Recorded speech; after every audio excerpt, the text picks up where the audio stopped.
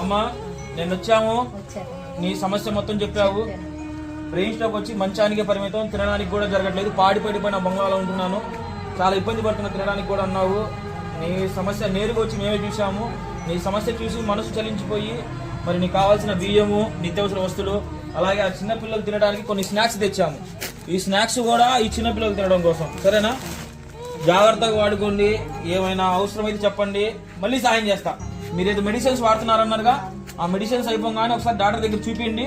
Medicines రాసిచ్చారనుకో మా దృష్టి తీసుకురా, ఆ మెడిసిన్స్ అవే మెడిసిన్స్ వాడండి. పర్లేదంటే ఆ మెడిసిన్ తీసుకొచ్చి మేము ఇస్తాము.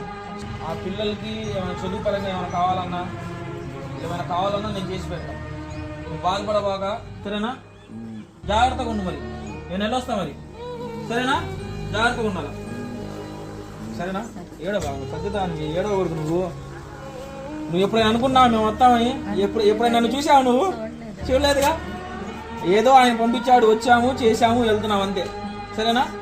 జాగ్రత్తగా ఉండు, అస్సలు ఏడవబాగా ఎప్పుడు, సరేనా? మంచిగా చదువుకోండి ఇద్దరు, సరేనా?